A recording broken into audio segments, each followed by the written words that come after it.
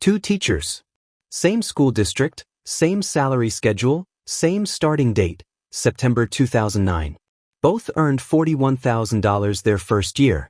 Both got the same raises, the same cost of living adjustments, the same pension accruals. By 2019, both were earning $58,000. At that point, one of them had $94,000 in her investment accounts. The other had $31,000. Same income. Same decade. A $63,000 gap. The one with $94,000 was not smarter. She did not have a side hustle. She did not inherit anything. She did not pick better stocks. She did one thing differently starting in year one, and she did it consistently for 10 years, and by 2019 the compounding math had begun doing something that the other teacher's portfolio, with $31,000, had not yet started doing and would not start doing for several more years. She was approaching her first $100,000. Charlie Munger, Warren Buffett's longtime partner at Berkshire Hathaway, one of the most successful capital allocators in the history of American finance, said the first $100,000 is the hardest. He said to grind it out, do it any way you can, and then let the math take over. Munger said this not as motivational phrasing.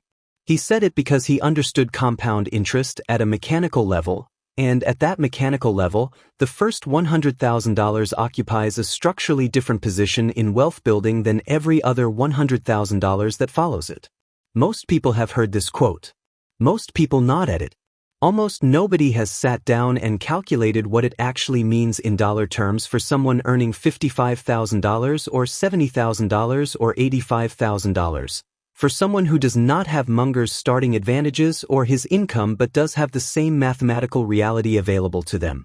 Today I am going to show you exactly what the first $100,000 does that no other $100,000 does, why the standard savings advice you have been given makes this milestone take years longer than it needs to, and the specific changes that allow some people to hit it at 32 while others are still grinding toward it at 45 on the same income. The wealth distribution data in the United States is well documented and consistently misunderstood. According to the Federal Reserve's 2023 survey of consumer finances, the median investment account balance for Americans between ages 35 and 44 is $45,000. Not net worth, investment account balance. The median 40-year-old American, after roughly 15 to 18 years in the workforce, has less than half of the first $100,000 milestones saved in investable assets. Meanwhile, according to the same survey, households that reach $100,000 in investable assets before age 40 have a median net worth at retirement that is 3.4 times higher than households that reach the same $100,000 milestone after age 45. Not 3.4% higher. 3.4 times higher. The Vanguard Group's 2024 How America Saves report, drawn from 5 million participant accounts, found that the average 401k balance for participants in their late 30s was $67,400, but the median was $28,900. The gap between the average and the median is a statistical signature of extreme concentration. A relatively small number of people with large balances is pulling the average up significantly above where most people actually are. The median 38-year-old with a 401k has $28,900. That person is not behind because of laziness or recklessness. They are behind because nobody explained to them what the first $100,000 actually does, mechanically, mathematically, and how urgently the timeline for reaching it matters. The Bureau of Labor Statistics' 2023 Consumer Expenditure Survey found that Americans between ages 25 and 34 save an average of 7.1% of their after-tax income. Between ages 35 and 44, that rate rises slightly to 8.3%. The conventional financial guidance, save 10% to 15% of income, is followed by a minority of earners in these age brackets. Most people are saving less than the recommended floor. But even more damaging than the savings rate shortfall is the placement of that savings. A 2024 Fidelity analysis found that 29% of workplace retirement savers under age 40 hold more than 30% of their 401k balance in money market or stable value funds, Instruments that protect against volatility but generate returns insufficient to power compounding meaningfully. This is not your fault. Nobody demonstrated the math of the first $100,000 in a way that made its urgency viscerally clear. The system that was supposed to do that, employer onboarding, financial education in schools, government financial literacy programs, consistently explains that saving is good without explaining why the first $100,000 is categorically different from the second or the third. The system was designed to collect your payroll contributions and manage them conservatively. It was not designed to make you wealthy. To understand what the first $100,000 actually does, you need to understand compound interest not as a principle but as a physical process, one that operates at different intensities at different stages of an account's growth. Assume a portfolio earning 7% annually, which approximates the inflation-adjusted historical return of the S&P 500 over long periods. In year 1, a $10,000 balance earns $700. Unremarkable. In year 5, if you have added $500 per month and the portfolio has grown to roughly $44,000, the annual gain from compounding alone is approximately $3,080. Better. But the compounding still requires your contributions to do most of the work. You are the engine. The compounding is a small assist. Here is where the structure changes. At $100,000, with the same 7% annual return, the portfolio generates $7,000 per year in compounding gains without a single additional dollar contributed. That is $583 per month, created entirely by the existing balance. For someone contributing $500 per month, the compounding gains have now begun to match and then exceed the contribution rate. You are no longer the only engine. The portfolio is generating a second income stream that compounds on itself. At $200,000, the annual compounding gain at 7% is $14,000, nearly $1,200 per month, more than double the original contribution rate. At $400,000, it is $28,000 annually.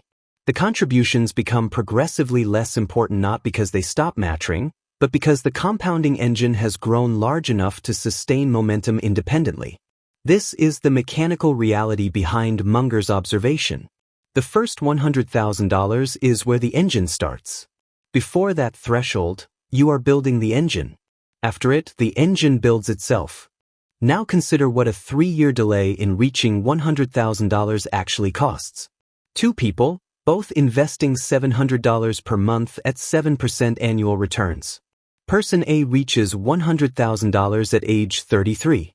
Person B reaches $100,000 at age 36. 3 years later, both have the same balance and resume identical contribution and return rates. At age 65, Person A has approximately $1,387,000. Person B has approximately $1,089,000. The 3-year delay in reaching $100,000 cost Person B $298,000 at retirement. Not $298,000 in lost contributions, $298,000 in lost compounding on compounding, the accumulated absence of the engine running for 3 additional years during which it was generating returns on returns on returns. Those 3 years of the engine running early, during the exponential phase of the compounding curve, matter more than any 3 years at the end. This is the thing most people miss entirely. They understand compound interest as a concept. They do not understand that the timeline for reaching $100,000 is the single most leveraged variable in the entire equation, more leveraged than their investment choices, more leveraged than their fee structure, more leveraged than their asset allocation within reasonable parameters. Here is what the industry does not put on the retirement planning calculators. The race to $100,000 is the only race that matters. Every other optimization, Roth versus traditional, expense ratio differences of 0.1%, rebalancing frequency, is secondary to the question of how fast you reach the first threshold and let the engine start. Advisors do not frame it this way because accelerating to $100,000 typically requires behavioral changes that reduce short-term consumption, and financial advisors whose compensation is tied to assets under management are not primarily motivated to tell you to consume less. So why do so many people in their 30s and 40s find themselves at $28,000 or $45,000 or $67,000 with the first $100,000 still feeling distant? There are three specific behavioral and structural patterns that extend the timeline unnecessarily, each one measurable, each one correctable. The first is contribution rate anchoring. When a new employee enrolls in a 401k, they encounter a default contribution rate. According to data from the Plan Sponsor Council of America's 2023 survey of over 600 retirement plans, the most common default contribution rate at American employers is 3%. 3%. For someone earning $65,000, that is $1,950 per year, $162.50 per month before the employer match. At that rate, with a 50% employer match to 3%, the total annual retirement contribution is $2,925. At 7% annual returns, it takes approximately 23 years to reach $100,000 from a zero starting balance at that contribution rate. 23 years. From the day they start working to the day the engine starts, if they accept the default and never revisit it.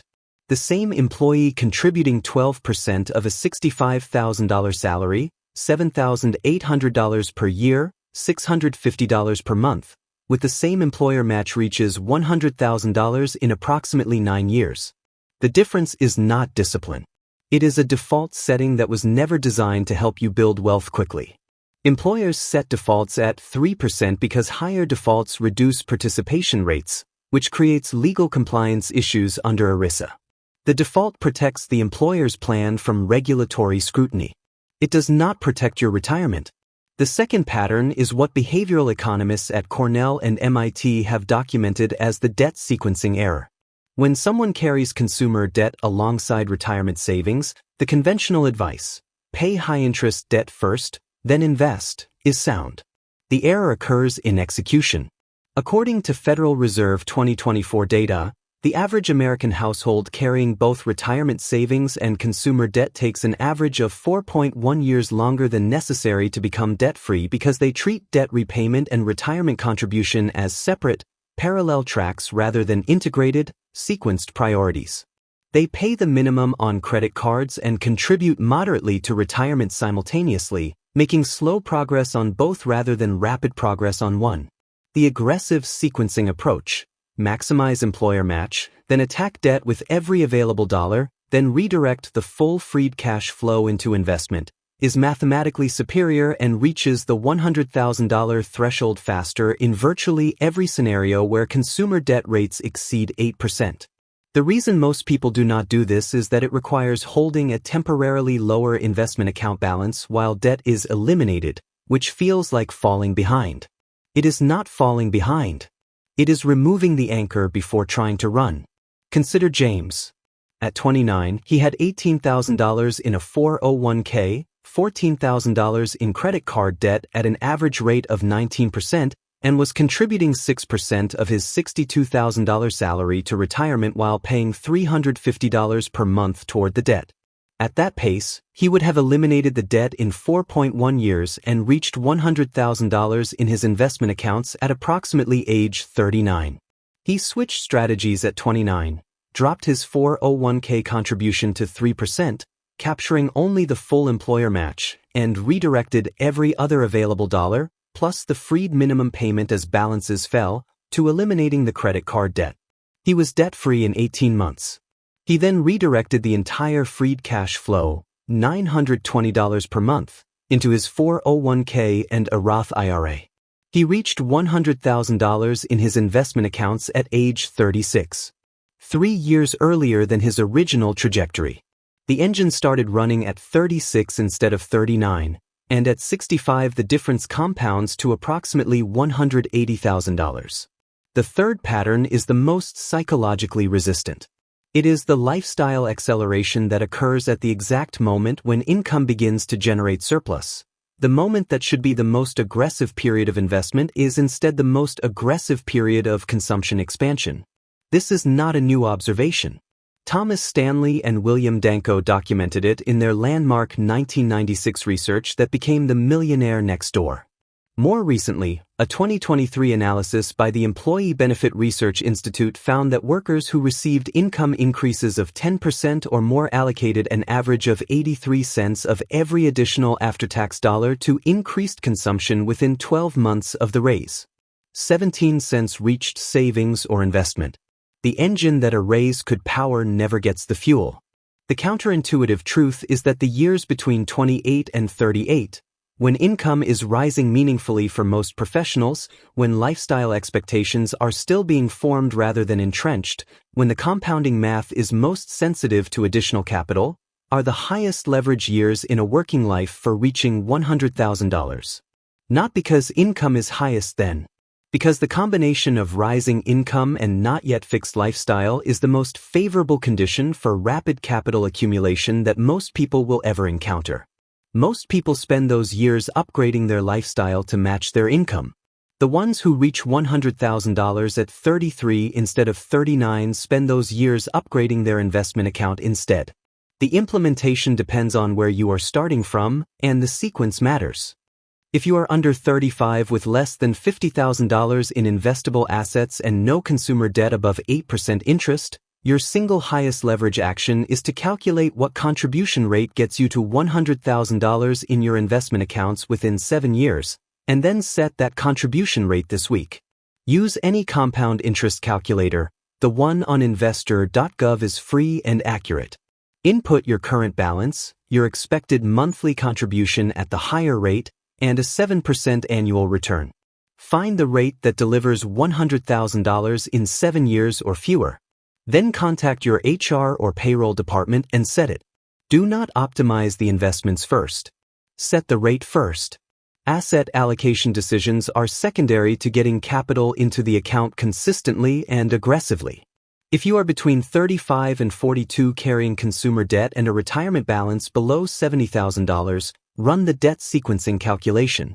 Take your total consumer debt, your current interest rates, your current monthly payment, and model 2 scenarios. Your current approach versus the aggressive payoff approach that drops contributions to the employer match only while eliminating debt. Calculate the month both approaches reach $100,000 in investable assets. In most cases with consumer debt above 10% interest, the aggressive payoff approach wins by 18 to 36 months. If you are between 42 and 50 and have not yet reached $100,000, the engine can still start. The compounding window is shorter, but the IRS provides catch-up contribution allowances for retirement accounts beginning at age 50, an additional $7,500 per year above the standard 401k limit as of 2024. A 50-year-old who has not yet reached $100,000 and aggressively uses catch-up provisions can still reach $200,000 by 57 and have 8 years of meaningful compounding before traditional retirement age.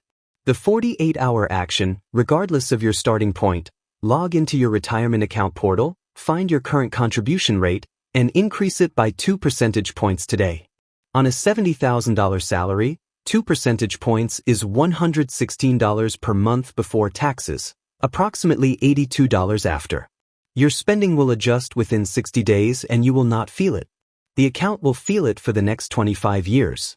Picture your investment account at $99,000. You check it periodically. Grows slowly in absolute terms. Another month, another $500 contribution, another $580 in gains. The number approaches the threshold asymptotically, the way a watched pot seems to resist boiling. And then it crosses $100,000. Nothing changes in that moment in any visible way. There is no notification. Your lifestyle is unchanged. And yet something structural has shifted in the mathematics of your financial life.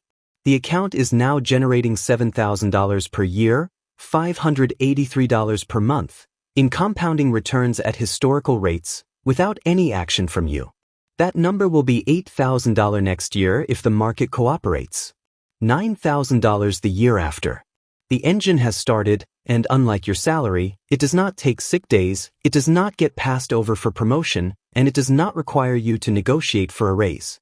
The people who reach $100,000 at 33 did not earn more than you.